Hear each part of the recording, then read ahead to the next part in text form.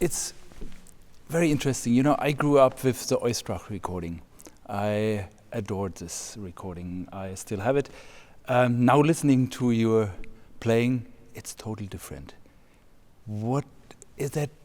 Because you're a conductor also, do you have a different approach to Beethoven nowadays? Well, I think that from the time of Oistrakh and all these fantastic great violinists, the attitude has changed very much, also because of all the information and the addition of elements of interpretation that we have got from the people who have studied, yes, with so to say the authentic way of playing, which has influenced more or less everyone, especially yes, from the younger generations, and therefore this has brought also me into a position where I think that the concerto is, it has to be handled like a classical concerto rather than a romantic piece. Yes, and very often it seems that you just play chamber music with the orchestra. Well, the thing is that dynamically you play much less than other players, but it's fun. I think it's so interesting that way. The other thing that approach. Well, that was just gonna say that the other thing that I arrived at the point to understand is that, especially throughout the first movement and the first part of the second movement, the solo violin is practically accompanying the orchestra. Yes, sometimes actually it's like that. it is ornamenting yes, the big wonderful themes that exist in this piece, but they are always given to the orchestra part.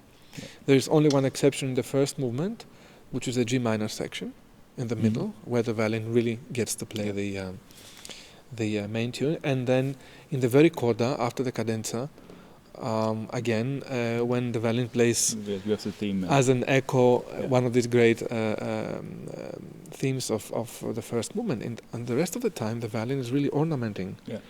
So in this sense, in this concerto, it is a concerto clearly, but it is not a concerto like, for instance, the Tchaikovsky concerto or like... so you think it's more like a symphony with obligate solo violin? It is, in the first movement. I mean, it changes in the second. The third movement is different. Third movement is even though again there you have more times where you have again the violin is ornamenting the orchestra, but in the third movement, you really hear for the first time what the theme is from the soloist.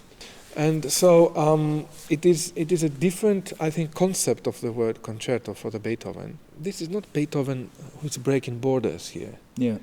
He did it with his symphonies, many of his symphonies. Yeah. Where you but this is still the classical. This is, I think, a Beethoven who absolutely is, of course, settled, knows exactly what he wants. The structure is perfect of the piece, everything.